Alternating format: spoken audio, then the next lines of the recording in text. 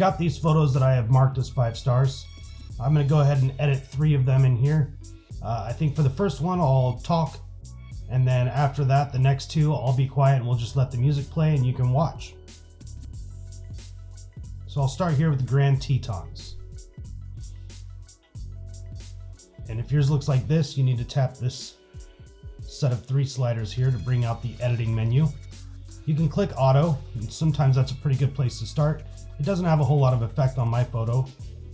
If I want to undo, I click this arrow. There are presets. And if you wanted, you could select one of those as a starting point. I'm going to undo that.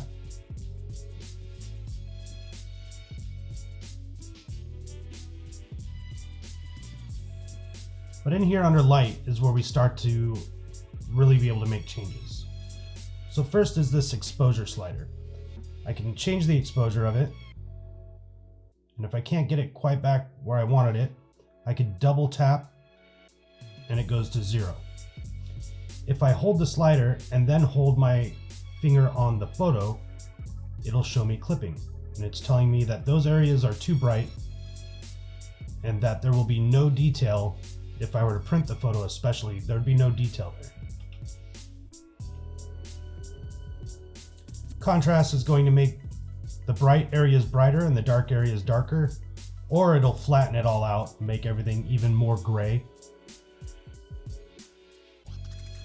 Highlights, it's going to make those bright areas brighter or those really bright areas darker.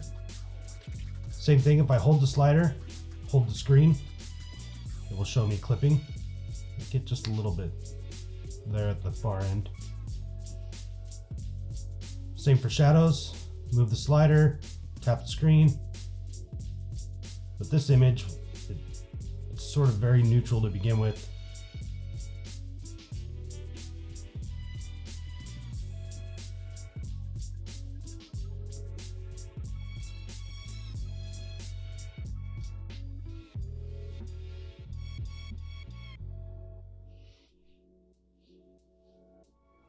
And then this button here, next to light, is for contrast. And a typical industry standard is to make what's called an S-curve, where you would grab this and a little bit up. This controls the brighter areas. And over here, you would move that down a little bit. And that controls the darker areas and create what's called an S-curve. If I go into color, I can control the temperature. Moving into orange will make it feel warmer. Moving it into blue will make it feel colder. I can tint it towards magenta or towards green.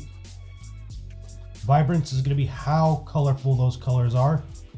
Saturation is going to be how much of that color there is.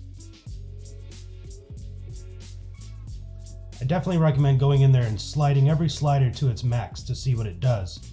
But ultimately, it's all about very subtle changes. Texture is a relatively new slider. It's kind of like clarity. If I push clarity up, I get a lot more definition, but it also sucks a lot of the color out of the image. If I go to the left, it makes it some sort of dream effect almost. Texture does a similar thing. It adds a lot of definition without sucking away the color too much. And to the left, I get this sort of dream effect. Similar to clarity. The next one there, dehaze, is something I typically say to stay away from. However, with mountain shots, you will often find that you get haze, especially in the foothills area at the bottoms of the mountains. When I was in this area, there happened to be a lot of wildfires, so there's this really thick haze going through there. And this is a time when dehaze actually does a really good job. So if I slide that to the right, I start to get more definition, more clarity. It's also increasing the saturation because it's adding contrast. And so you want to be careful because it's also going to add digital noise. I can up the clarity, and that's going to help bring some of that saturation down and still give more definition to those mountains. And maybe just a little bit of texture.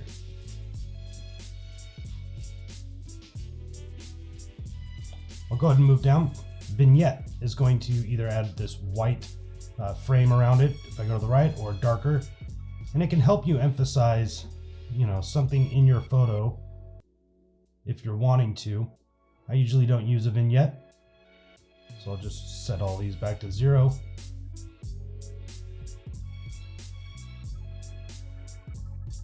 Grain is going to add something that is supposed to approximate, film grain, but really it just sort of creates this digital noise. Detail is going to allow you to sharpen the photo, and you can see that the slider turns red towards the end. Red usually is danger, right? So you want to be very careful with this slider. If you go too far, it's usually not good for your image.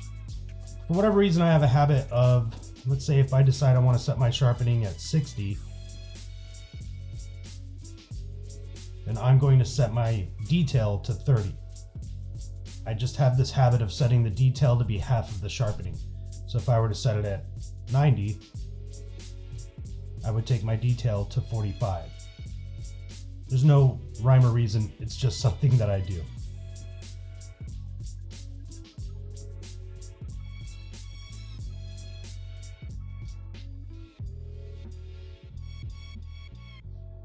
I'm going to go back up to light.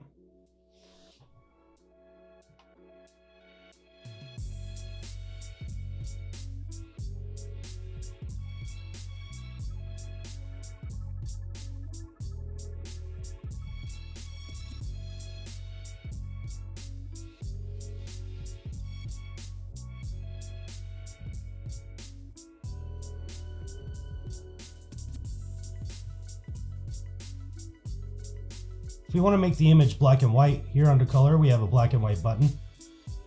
You can tap that again to turn it off. Next to it you'll see a color wheel.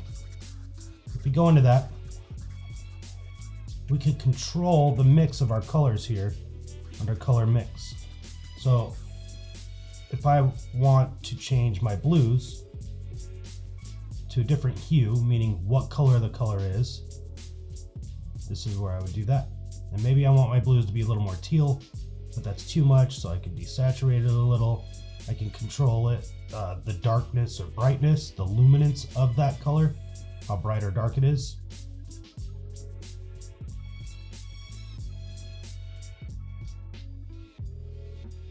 Maybe I want my yellows to be more orange and my reds to be more orange.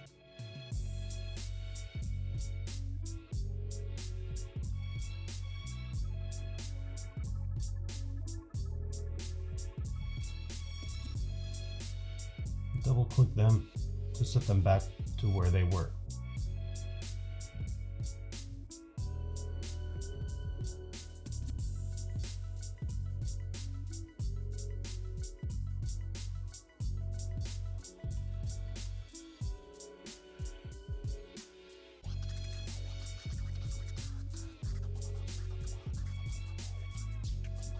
You can see that that will also default them.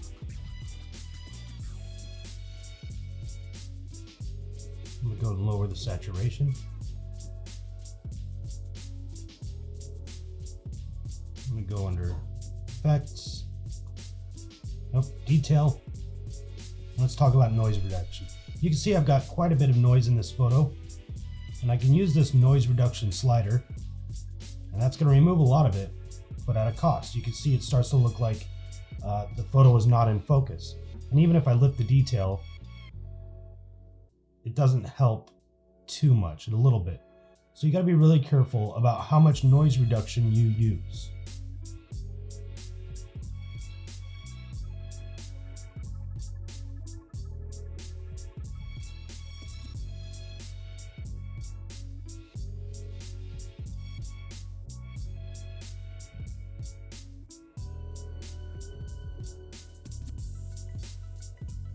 And I think I'm happy with that right there. So from this point forward, I'm just going to go through editing images and we'll listen to the music. No, I'm not. I lied.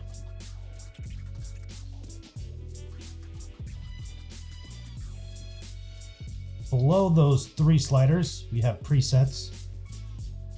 It's very similar to the profile that was in the other slider. If it would open. There we go. Much like profile here, we have presets. And below that,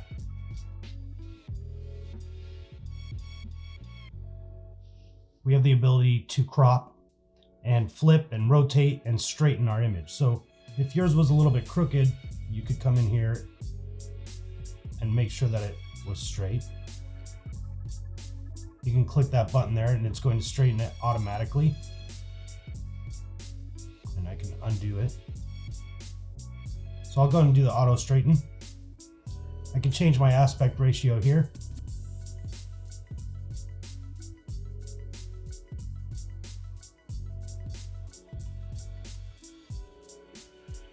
Or just go back to original. Once you're happy with it, you'll click done. These options here are paid options, so we won't be doing any clone stamping or healing.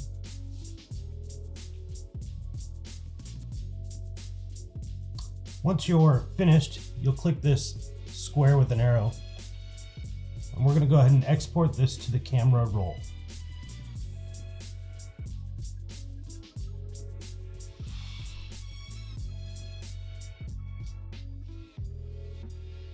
I'll go ahead and start on my next photo, and here we go.